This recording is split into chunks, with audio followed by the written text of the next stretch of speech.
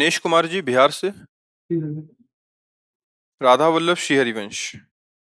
महाराज जी, बचपन से ही स्वामी रामसुखदास जी महाराज जी के शरणागति पुस्तक पढ़कर भगवत शरणागति के मार्ग पर चलना शुरू किया, परंतु कोई प्रगट में मार्गदर्शक नहीं होने के कारण पतित हो गया, ब्रह्मचर्य अधोगामी हो गया। 2.5 साल से सत्संग नित्य सुनता हूँ और राधा राधा राधा वल्लभ श्री हरिवंश जप करने का भी प्रयास कर रहा हूँ, फिर भी अखंड ब्रह्मचर्य नहीं रह पा रहा। कृपया मार्गदर्शन करें कि अब अखंड ब्रह्मचर्य रहकर आपके द्वारा। अखंड ब्रह्मचर्य बहुत कठिन बात है, बहुत कठिन बात। उसके लिए निरंतर सानिध्य चाहिए, प्रगट खान पान संयम आसन प्राणायाम व्यायाम। ये अखंड शब्द उनके अंदर आता है जो ऋषि कुलों में रहे हैं, जो ऋषियों के आश्रमों में शासन में रहे हैं, जहाँ संसार का इतना विषय बाहुल्यता है, जहाँ का खान पान अपवित्र है, जहाँ का संग दूषित है। तो आप कुछ क्रिया करें न करें, ऊर्ध्वगामी थोड़ी वीर हो जाएगा। और वीर बिना ऊर्ध्वगामी हुए अखंड कैसे हो सकता है? उसके लिए आसनों पर 6-6 घंटे पद्मासनों पर बैठे, हिल बिना हिले डुले, भीषण कष्ट हुआ पर उसे शांत, तो सुषुम्ना नाड़ी खुली, वीर ऊर्ध्वगामी हो। प्राणायाम के द्वारा प्राणों का संयम, शरीर को व्यायाम के द्वारा स्वस्थ, आसनों के द्वारा वश में कर लेना, आहार के द्वारा पवित्र बुद्धि करना, इंद्रिय भोगों का दृश्य श्रवण संभोग इनसे दूर रहना, इंद्रिया पवित्र, तब जाके वीर ऊर्ध्वगामी होता है। उसे कहते हैं अखंड ब्रह्मचारी। अब वीर अधोगामी हो चुकता है जब, तो उसका प्रवाह बन जाता है। क्रिया करो ना करो, वो प्रवाह में जब उसका एक समय होता है, वो फिर अपने समय से निकलता रहे। अब उसमें कि क्रिया अगर नहीं करते, कोई स्वप्न में आदि गंदी क्रिया नहीं देखते और स्वाभाविक हो जाता है, तो तुम्हें अपराध नहीं लगेगा और तुम अखंड ब्रह्मचारी नहीं कहे जाओगे। उसके लिए बहुत से अखंड ब्रह्मचर्य ऐसे थोड़ी होता है। हाँ, प्राणों की बाजी लगा देनी पड़ती है और रोना होता है। हम लोग रोए हैं, कैसे कैसे बड़े बड़े महात्माओं से सब। तो 6 घंटे आसन पे बैठे, हर नस नाड़ी आग उगलती है। पद्मासन लगाया कभी? कभी लगाया पद्मासन? है? अब जानते हैं नहीं, तो अब अखंड ब्रह्मचर्य ऐसे थोड़ी रोका जा सकता है। सिद्धासन पर, सिद्धासन बाएं एड़ी गुदा और मूत्रेंद्री के बीच के स्थान में दबा के ऐसे, दाहिनी एड़ी उसके बीच में ऊपर ऐसे मूत्रेंद्री के ऊपर रख करके सीधे ऐसे, ये सिद्धासन। 3 घंटे बिना हिले, हर नस नाड़ी ऊर्जा, वो ऊर्ध्वगामी। ऐसे थोड़ी होता है कि ऐसे अखंड ब्रह्मचर्य तो शब्द ही नहीं लग सकता। ब्रह्मचर्य सुरक्षित रखने का प्रयास हो सकता है, जैसे खान पान, थोड़ा व्यायाम आदि से, वो अखंड और निरंतर भगवदाकार वृत्ति, ना कोई विषय श्रवण, ना कोई विषय सेवन। ये तो बड़े बड़े ब्रह्म ऋषियों का संकल्प होता है, महात्माओं का जो योग में चढ़े बड़े हैं।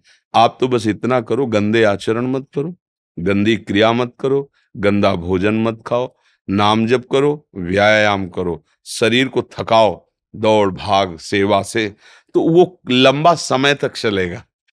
पर वो अखंड स्थिर नहीं होगा, ऐसा नहीं हो सकता है। व्यवहारिक वातावरण में सांसारिक भोगों के बीच में रह के मनमानी भोजन करते हुए ऐसे ऐसे नहीं होता है। शून्याकार वृत्ति, ताओ, प्राण संयम, मन पवित्र, जितेंद्री, और फिर वीर ऊर्ध्वगामी। ये बहुत, मतलब ये शब्द तो मतलब नहीं हो सकता, क्योंकि यही अवस्था होती है ऊर्ध्वगामी करने की। तो या तो आप बाबा जी होते और फिर हम देखते कि हाँ बचपन से प्रयासरत हो, तो फिर उसमें, अब आप जानते हैं कि पद्मासन किसे कहते से हो, तो ऊर्ध्वगामी कैसे? मेरुदंड 6 घंटे 8 घंटे एकदम 90 अंश के कोण में सीधा, श्वास को बिल्कुल शांत, पास बैठा हुआ है लेकिन तुम्हारी श्वास नहीं सुनाई, ऐसा नहीं, चल रही कि नहीं चल रही, एकदम शांत, प्राण संयम में, तब सुषुम्ना नाड़ी खुलती है, फिर ऊर्ध्वगामी, फिर तो मतलब जब ऊर्ध्वगामी हो गया तब अखंड ब्रह्मचारी शब्द आता है नहीं? हाँ, अखंड तो छोड़िए, पर ब्रह्मचारी बनने की चेष्टा कीजिए। अधिक से अधिक इसका संयम हो, स्वयं से कोई गंदी चेष्टा न हो, कोई गंदा दृश्य नहीं, तो धीरे धीरे फिर लंबा समय खिंचता चला जाएगा। धीरे धीरे ऐसा होता है जी। घनश्याम जी, राधे राधे महाराज जी। आपके चरणों में कोटि कोटि दंडवत प्रणाम। गुरुदेव, मैं पितांजलि गुरुकुलम हरिद्वार में 7वीं कक्षा में पढ़ता हूँ। महाराज जी, मैं आदर्श ब्रह्मचारी जीवन जीने का संकल्प लेना चाहता हूँ, कृपया मार्गदर्शन करें। स्वागत है आपका, सम्मान है आपकी भावना का। ब्रह्मचर्य रहने के लिए सबसे पहली बात होती है मन को विषयों से हटाना। अभी तो बच्चे हो, आगे चल करके मन विषयाकार होता है। 5 ज्ञानेंद्रियों के द्वारा भोगों में प्रवृत्त होना, ये इसका स्वभाव है। इस स्वभाव को जो रोक सकता है वही ब्रह्मचारी हो सकता है। इसके लिए हमें संग पहले ठीक करना होगा। ऐसे बच्चों का संग ना होने पाए जो गंदी क्रियाएं करते हैं, गंदी बातें करते हैं, गंदे दृश्य देखते हैं या दिखाते हैं। दूसरी बात, हमें ऐसे भोजन का त्याग करना होगा जो हमारे अंदर भोग कामना या तमोगुण वृत्तियों को पैदा करता है। सात्विक भोजन, अल्पाहार भोजन। तीसरी बात, उसको बहुत अधिक व्यायाम और प्राणायाम, अगर अखंड ब्रह्मचारी रहना है तो अत्यंत आवश्यक है। तीसरी बात कि कम से कम 30 मिनट दंड बैठक आदि, फिर इसके बाद 30 मिनट आसनों का अभ्यास। जो ग्रंथ निकला है, कई योगियों ने निकाला है आसनों का, इस तरह के आसन, इस तरह का। फिर प्राणवायु का संशोधन, क्योंकि प्राणवायु मन और वीर्य तीनों का एक तदात्म है। अगर प्राणवायु पवित्र सूक्ष्म है तो मन निश्चल होगा और वीर संग्रह करने की सामर्थ्य आ जाएगी। वीर को संग्रह करना बहुत कठिन बात है। तो इससे मन को बार बार भगवान के नाम में लगाना, संतों की जो महामहिम उनके चरित्र हैं उनको श्रवण करना, इससे हमारी भावना सदैव संयम की तरफ बढ़ेगी। अभी बच्चे हो, हमारी बातें सुन लिया है, इनको डायरी में नोट कर लेना और इसके बाद जो है उनको रोज पढ़ना कि क्या बात कही गई है। और जब दृढ़ निश्चय है कि मुझे ब्रह्मचर्य से रहना है, तो कभी भी किसी भी तरह भोग का संयोग उपस्थित होने पर भी अपने निश्चय में रह कि मेरा मार्ग भोग नहीं है, योग है, ब्रह्मचर्य है, तो फिर आप आगे निकल जाओगे। कई वर्ष तक यौवन अवस्था को प्राप्त होने पर यदि ब्रह्मचर्य क्षीण ना हो तो फिर धीरे धीरे धीरे धीरे ऊर्ध्वरेता होने लगता है। जिसका ब्रह्मचर्य अधोगामी, वीर्य अधोगामी हो गया, उसको रोक पाना बहुत कठिन होता है, क्योंकि उसका अभ्यास वीर्य का बन गया है नीचे की इंद्रियों से बाहर होना। और जिसने उसको रोक लिया है फिर ऊर्ध्वगामी होने लगता है। शांति, गंभीरता, आनंद, भजन में एकाग्रता, संकल्प में दृढ़ता, संकल्प सिद्धि, ये बहुत प्रकार की दिव्य लाभ वृत्तियां ब्रह्मचर्य से जागृत हो जाती है। समझ रहे हैं आप? अभी ना समझ में आए तो नोट कर लेना, और जैसे जैसे अवस्था बढ़ेगी आप रोज इसे सुनना या पढ़ना तो आपको आगे मार्ग दिखाई देगा। अंबुज आनंद, राधे राधे। राधे राधे महाराज जी। महाराज जी, कोई एक काम मैं लगातार नहीं कर पाता तथा मन शांत नहीं रहता। इस कारण से मेरा और परिवार का बहुत नुकसान हो जाता है। और समस्या भैया यह है कि मन, वीर्य और प्राण तीनों का एक कनेक्शन है, एक ही कनेक्शन है। अगर हमारा वीर्य ब्रह्मचर्य ठीक है तो मन शांत और एकाग्र रहेगा और प्राण बलवान और सूक्ष्म रहेंगे। अगर वीर्य कमजोर हो गया तो मन चंचल, अशांत और प्राण स्थूल और बलहीन हो जाएंगे। स्थूल, सूक्ष्म नहीं होंगे। अब हमको मेन पॉइंट पर सुधार करना है, चाहे गृहस्थ हो चाहे विरक्त। गृहस्थ के लिए भी एक संयम से बर्ताव करने के लिए कहा गया है, और अगर जब तक ब्याह नहीं हुआ तब तक तो और संयम से रहना ही चाहिए। अगर हम लोग वीर्य का महत्व समझने लगे, ब्रह्मचर्य का, तो हमारा जीवन काफी संकटों से निवृत्त हो सकता है। अध्यात्म शक्ति वीर्य से ही प्रकट होती है। जब हम ब्रह्मचर्य से रहते हैं, भजन करते हैं, मान लो गृहस्थी में है, भगवान कश्यप जी 10,000 वर्ष तक ब्रह्मचर्य रहे। फिर उन्होंने माता विनता के गर्भ में, जानते हो कौन पैदा हो? भगवान गरुण जी पैदा हुए। कितने बलशाली, भगवान के वाहन, पूरे विश्व ब्रह्मांड को अपने एक पंखे में रख के उड़ सकते हैं। 10,000 वर्ष भजन किया तो फिर गरुण जी पैदा हुए। अगर गृहस्थी में भी है संयम से रहकर भजन करके फिर तो बुद्धिमान, ज्ञानवान, बलवान बालक पैदा होगा। मुझे लगता है ब्रह्मचर्य की तरफ से हमारे समाज की दृष्टि हटती चली जा रही है। मनोरंजन के भाव में वो ब्रह्मचर्य, इसलिए हमारा मन अशांत। बोलो अब इस समय आप यौवन अवस्था में हो, इस समय तो उत्साह रग रग में रहता है, नहीं, चेतना रग रग में रहती है। हम नए बच्चों को देखते हैं उत्साहहीन, मतलब जैसे डिप्रेशन में हो, चेहरा देखकर ऐसा लगता है जैसे परेशान हो। क्यों परेशान है? क्योंकि आंतरिक जो शक्ति सपोर्ट करने वाली है नहीं। अब मन जिस विचार में फंसा देता है, बिना मतलब फंसाए, कोई भय नहीं, वो भय दे रहा है। कोई शोक का कारण नहीं, वो शोक दे रहा है, चिंता दे रहा है। किसी भी कार्य को करो, इतना संशय पैदा कर रहा है, पता नहीं काम सफल होगा कि नहीं सफल होगा, कहीं ऐसा तो नहीं हो जाएगा, कहीं ऐसा तो, वो अशांत रखता है। और जब ब्रह्मचर्य, ऐसा कैसे हो सकता है? बल है ना, अध्यात्म बल, शारीरिक बल की बात नहीं कहते। ऐसा कैसे हो सकता है? यदि एक बार ऐसा हुआ तो 1000 बार मैं प्रयास करूंगा और इस पर विजय। वो मतलब एक जिद्दी स्वभाव, एक निष्ठा उसी से आती है, उसी से। ये जो संत महात्मा बड़े बड़े कष्टों को रौंद करके वो मेन पावर है। और हम लोग उससे, प्राण हमारे स्थूल हो गए, वासनात्मक, मन हमारा चंचल अशांत हो गया। क्यों? क्योंकि हमारा ब्रह्मचर्य ठीक नहीं है। अब उस पर किसी की दृष्टि नहीं जाती। अब ब्रह्मचर्य कैसे ठीक हो? हमारा संग ठीक नहीं, हमारा भोजन ठीक नहीं, हमारा दृश्य ठीक नहीं, हमारा श्रवण ठीक नहीं, गंदी बातें देखें, गंदी बातें सुने, गंदा विचार आए, गंदी क्रियाएं करें, फिर ब्रह्मचर्य कैसे रहा जा सकता है? अगर सुधार करो तो अभी बहुत बढ़िया समय है, कोई ज्यादा अवस्था तो हो नहीं गई। ब्रह्मचर्य का सुधार करो। हम सबसे कहते हैं व्यायाम करो। बिना शरीर को थकाए ब्रह्मचर्य को पचाया नहीं जा सकता। जैसे दंड बैठक, दौड़ भाग, व्यायाम किया, फिर आप भले गृहस्थ हो, फिर दिन भर कार्य करते रहो। 30 मिनट तो पूरे शरीर को ऐसा व्यायाम में रखो पसीना पसीना हो जाए। अब 8-10 बजे तक सो रहे हैं तो व्यायाम कब करें? 4 बजे उठ के नहा धो करके घंटा आध घंटा दंड बैठक मारे तो आप देखो आपका जीवन प्रकाशित होने लगे। ये नहीं कहते कि बाबा जीवन, गृहस्थी में भी, गृहस्थी जीवन कोई साधारण इतना बड़ा बोझा लाद के चलना है परिवार का। शरीर स्वस्थ नहीं, विचार ठीक नहीं तो क्या है? अभी कुछ दिन ऐसे अगर आचरण ढीले रहे तो शरीर ऐसे भयानक कमजोरी से युक्त हो जाएगा कि आपको सब कहेंगे प्रमादी, ये पड़ा रहता है, कुछ करता नहीं। इसलिए संभल जाओ। ब्रह्मचर्य ही परम तप है, ब्रह्मचर्य ही परम धन है, ब्रह्मचर्य परम एकाग्रता है।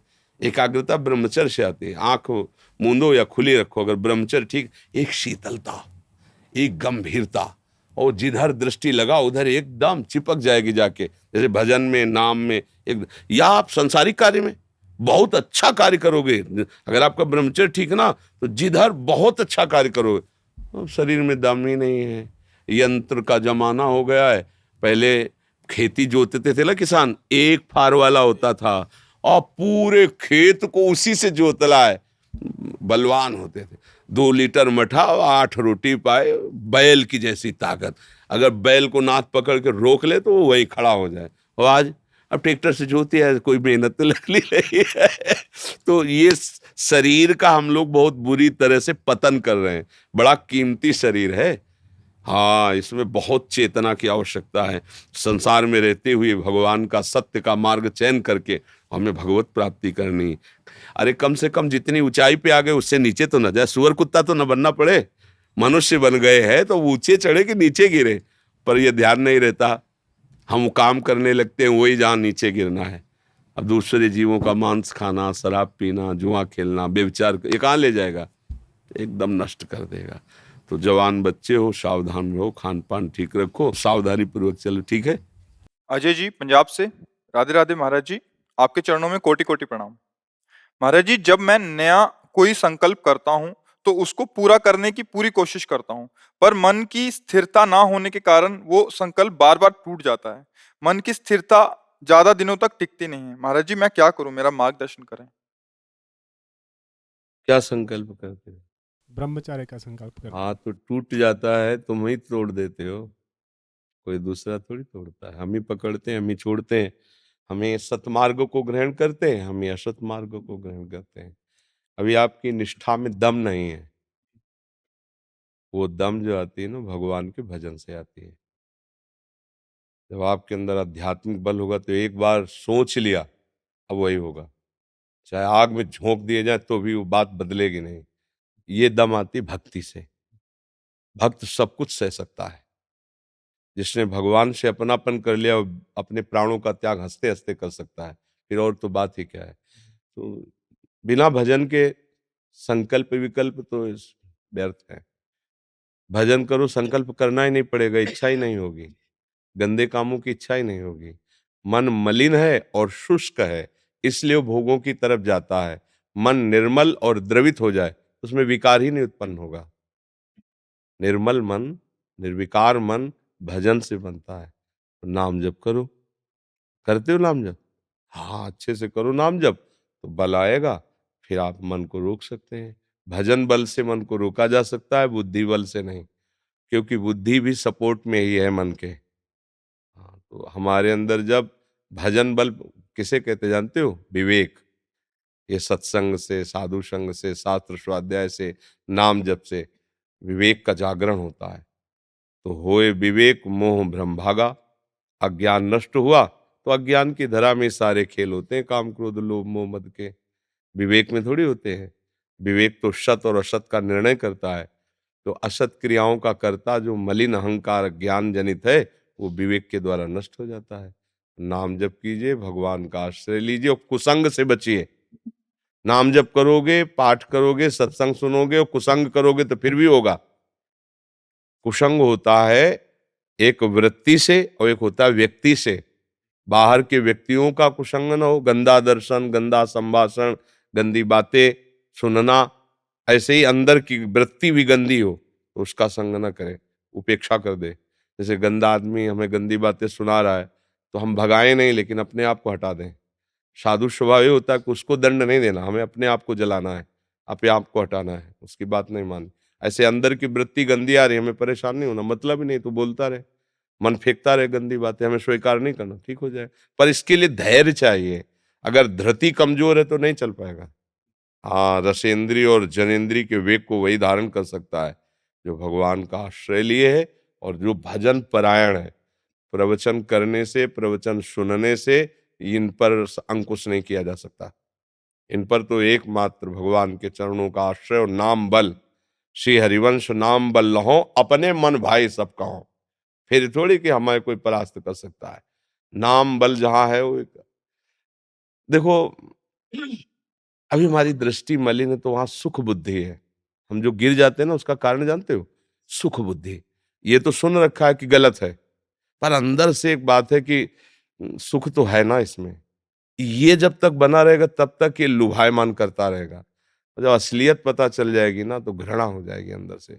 छी, कहाँ सोच रहा था।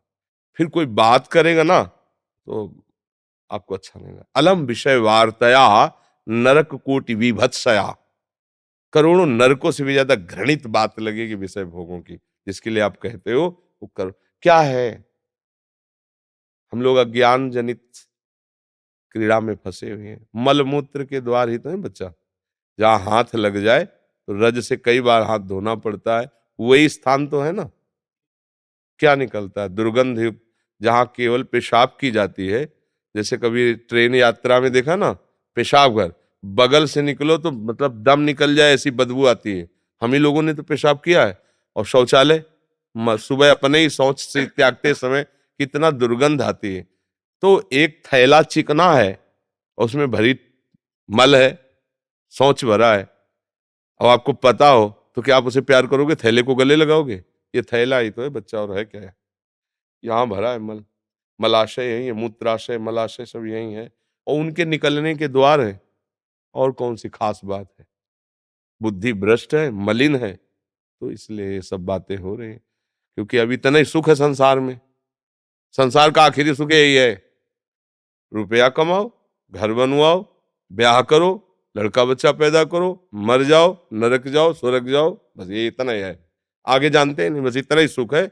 बस आगे को कोई पता नहीं। और इसमें क्या मिला है? करोड़ों अरबों जन्म हो गए, मिला क्या है? फिर वही भोगो, फिर वही भोगो। बस भ्रम बना कि शायद अब की बार सुख मिल जाए, नहीं है। विवेकवान वो है जो विचार के द्वारा महापुरुषों के वचनों का अनुगमन करे। हमारा मन खराब हो, कभी अनुभव ठीक नहीं बता सकता। हमारा रिजल्ट देने वाली बुद्धि गंदी है, इसलिए सही रिजल्ट नहीं देती। जिन्होंने बुद्धि को परमात्ममय कर दिया है वो रिजल्ट बताते हैं। मृत्यु के सिवा कोई इसका उपहार नहीं है। ये भोग क्या प्रदान करता है? उपहार मृत्यु, भय, विषाद, खिन्नता और डिप्रेशन। करते रहो, फिर आगे पता चल जाएगा। वो आपको खुद इतना अधीन कर लेगा कि आपको लगेगा अब जिंदगी किस काम की रही। गांठ में दर्द, टांग में दर्द, यहाँ कमर में दर्द, जरा सा सोचो तो दिमाग फटने लगता है। तो फिर आगे चलकर नींद ना आना, भूख ना आना और कई बार वासना जनित क्रियाएं करना, जीवन नष्ट। तो नाम जप करो, सही भोजन करो, गंदे दृश्यों से बचो, तो भगवान के बल से हम निकल सकते हैं। दूसरा कोई बल नहीं है। किसी भी विषय से निकलने के लिए आप देखो, जानते हुए भी नहीं निकल पाते तो निर्बल हुए ना। तो पकड़ो ना, सुनेरी मैंने निर्बल के बलराम, बल को पकड़ो, फिर देखो काम है ही नहीं, केवल राम ही राम है। काम है ही नहीं, उसको तुमने मान रखा है इसलिए है, नहीं तो है नहीं, राम ही राम। नाम जप करो और सत्संग सुनते रहो। बस ये मोबाइल आज से गंदे दृश्य मत देखना, गंदी बातें मत, गंदे लोगों का संग जो गंदी प्रेरणाएं देते हो, बिल्कुल नहीं बच्चा। अभी भाग्यशाली हो, जवान हो, तुम्हारे अंदर इतना विवेक आया कि चलो संतों के पास, संतों की सभा में बैठकर अपनी कमी बताएं। ये तुम्हारा धन्यवाद है कि तुम्हारी हिम्मत तो बनी कि अपने चोर को प्रकाशित कर रहे हो। नहीं, प्रायः अपने चोर को हृदय में छुपा करके अपने को लुटवाते रहते हैं, लेकिन बोलेंगे नहीं। तो तुम्हारे अंदर अभी भगवत कृपा से विवेक बल जागरण होने की क्षमता है। चलो आगे बढ़ो, फिसलो मत बार बार ना। हाँ, अगर हम दस्तखत नहीं करेंगे तो मन कुछ नहीं कर सकता, और मन नहीं प्रेरणा करेगा तो इंद्रियों की ताकत नहीं कुछ कर सके। इसलिए अपने को होश में रहना है। हम लोग क्या करते हैं, मन को मैं मान लेता हूँ और जो मन कहता है वही अपनी मांग मान लेता हूँ, इसी से हार जाता हूँ। और जब मन को अलग करके आप जो है अलग, फिर आप जीत जाएंगे। अभी मन तो ये लगता है अब क्या करें, अब हम रह नहीं सकते इसके बिना, क्योंकि मन ने कह दिया है। लोग कहते हैं मन बहुत परेशान करता है, तो तुम्हारे ही पावर से तुमको परेशान कर रहा है, तुम जान नहीं पा रहे हो। तुम तो उसे मार सकते हो, तुम तो उसको नष्ट कर सकते हो, तुम्हारे में बहुत बड़ी सामर्थ्य है, पर जागरण करो। ऐसा नहीं कि कोई बच नहीं सके, ऐसा नहीं, कुछ नहीं। ये कोहरा है, काम आदि जानते हो क्या? कोहरा, जहां भगवान भास्कर प्रकाशित हुए, कोहरे के सत्ते खत्म, भगवान का ज्ञान प्रकाशित हुआ, इनका कोई महत्व ही नहीं। न थे, न है, न रहेंगे। भगवान भी तो कह रहे हैं, श्री कृष्ण चंद्र जी, आगमा पाइनो अनित्यास, ए नाशवान, आने जाने वाले विकार, इनकी इतनी सत्ता। नाशतो विद्यते भाव, ना भाव विद्यते सत्ता, इनकी सत्ता ही नहीं, कोहरे की सत्ता ही नहीं, सूर्य की सत्ता है। तो भगवान का नाम सूर्य की तरह ज्ञान प्रकाशित करता है। नाम जप करो, मंगल ही मंगल है।